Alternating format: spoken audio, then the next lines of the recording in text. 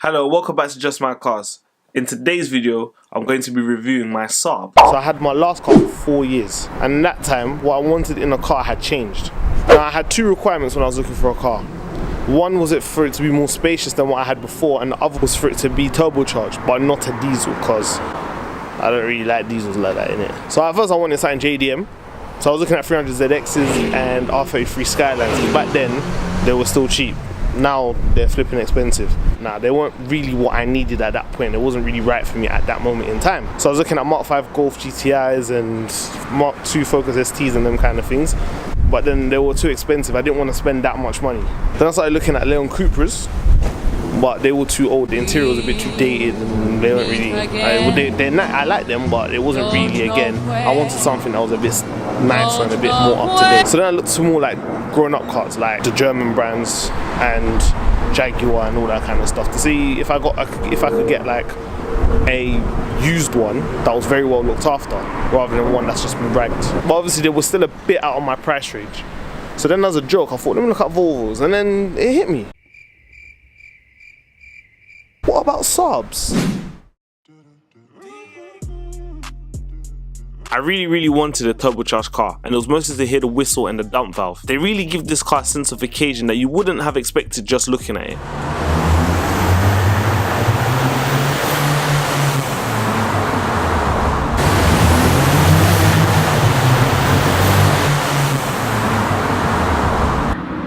Obviously I'm tall. My last car was quite tight, and in this car I have more headroom and I can let people sit in the back, even though it is still a bit tight, so I would rather not, but they can. The chairs are really comfortable. And on long journeys, it's really refined.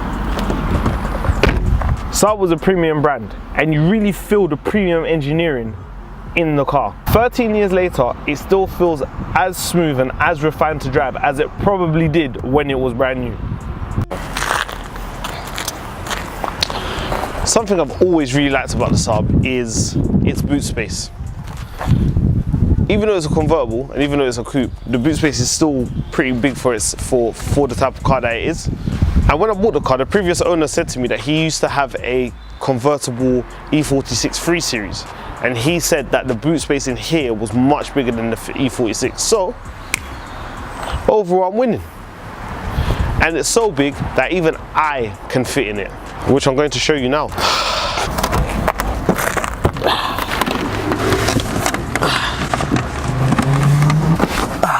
See it? In. You can't tell me nothing right now. This is a mad car. It looks sick from every angle, it has road presence, it has a modification scene, and most of all, Saab has a following as a brand. People that have Saabs or have previously owned Saabs or have been around Saabs in some way or form are always willing to start a conversation with you, or just have a chat, or mention something. They always have something nice to say about the car. This car gets the respect it deserves by passers-by and enthusiasts alike. Cars like the Focus RS, though a good car, it still divides opinion. With the Saab, people are always pleasantly surprised by the features, speeds, looks, etc.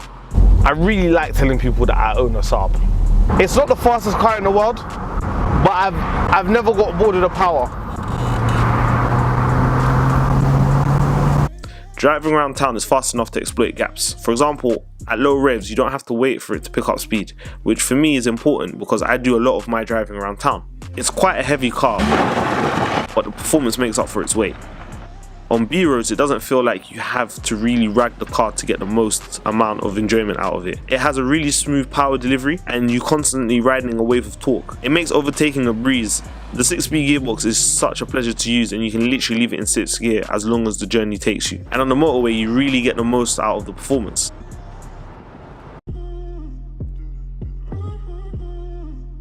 I've never been a fan of the dashboard. The armrest moves forward too easily. However, that might actually be because of age. The fact that you can't put an aftermarket head unit in. I tried, but I was told that you wouldn't be able to use the steering wheel functions, and it'll mess up all the gongs and the warning lights inside the car.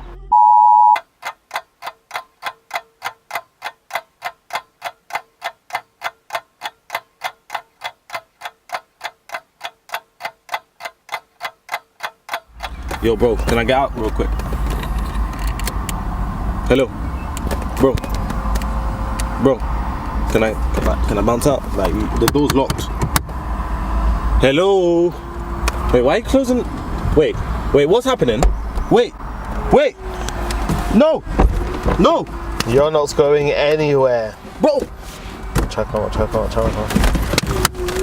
Hey, come on, man. Come on. Oh, stop. Come on. No.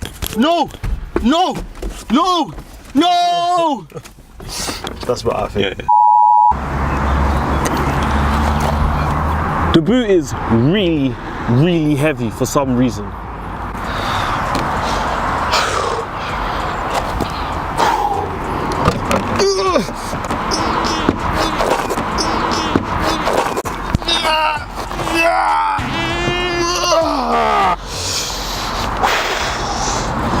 All jokes aside though, it is quite heavy.